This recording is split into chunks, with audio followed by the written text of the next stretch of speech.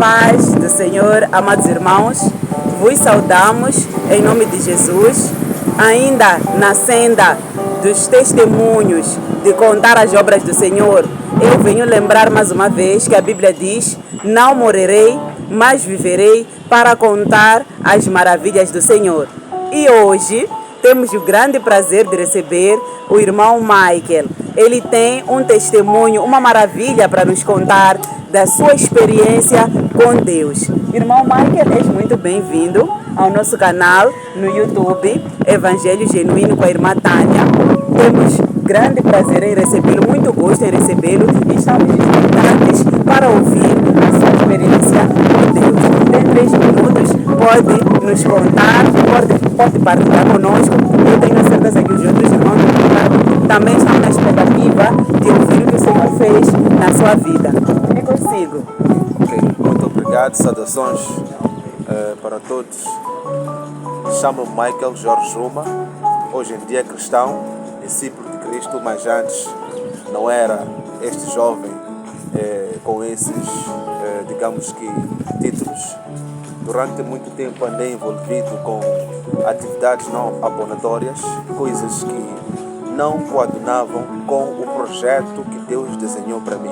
Bom, a palavra de Deus diz que Deus nos conhece antes de nos formarmos nos ventres das nossas mães. Amém. E pronto, isso significa que antes mesmo de nos manifestarmos fisicamente, de nascermos, Deus já sabe o que a gente vem fazer aqui na Terra. Amém. E em algum momento acabei me desviando, acabei indo pelo caminho largo, saí do estreito para o largo. E isso me distanciou do Senhor, me distanciou do meu propósito. E como consequência, a visão do Senhor estava longe de ser concretizada em minha vida. E a partir de 2019, Deus começou a usar algumas pessoas à minha volta para me trazerem de volta ao Senhor.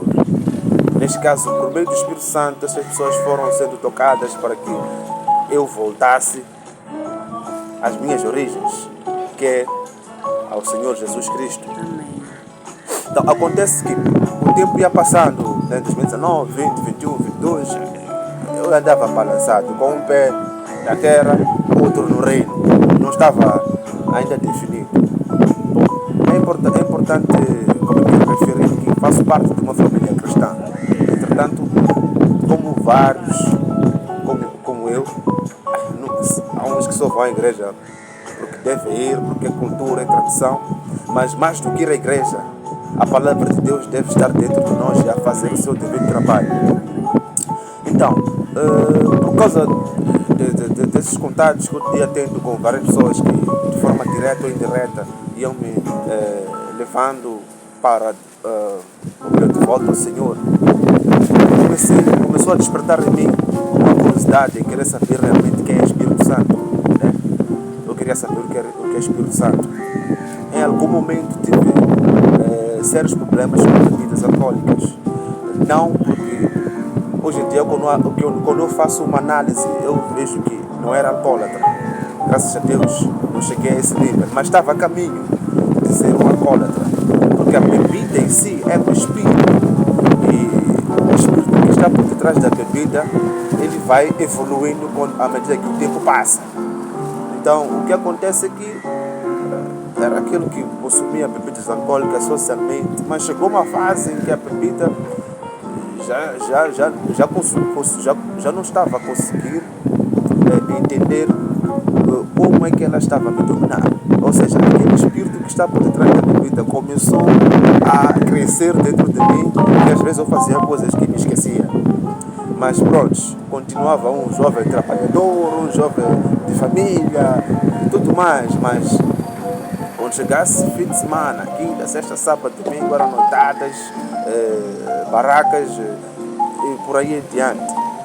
Entretanto, chegou uma fase em que no meu interior, eu consigo ver isso em jovens quando eu evangelizo, principalmente quando eu evangelizo nas barracas, eu consigo ver a alma de jovens a chorar, né? Eles, quando estão naquele momento ali, a alma deles, fala, Tipo, eu quero ser dessa vida, eu quero ser dessa vida. Mas naquele exato momento é um espírito da bebida que está a dominar ele. Ele apenas tem uma brecha para poder expressar aquilo, mas não tem como. Né?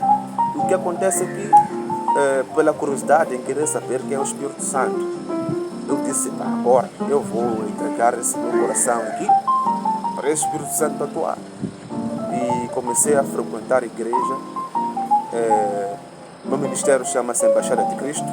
Comecei a frequentar mesmo desde 2000. Eu ia lá uma vez ou outra, uma vez por ano, mas em 2023 comecei a frequentar aquele ministério e fiquei admirado por ver muitos jovens. Mas jovens organizados. Porque lá no mundo está cheio de jovens organizados. Não estou a dizer que lá não tem jovens organizados, tem. Mas eu não imaginava que na igreja pudesse encontrar jovens organizados no verdadeiro sentido. Eu comecei a falar, lá na igreja não é uma cena, é uma boring, posso assim dizer, uma coisa chata. Comecei a perceber que, não, isto aqui é mais do que uma igreja. Então, fui frequentando à procura de entender quem é esse Espírito Santo. Pronto. Um irmão meu disse-me, assim, tens que fazer escola de fundação. É um curso que dá-se na minha igreja.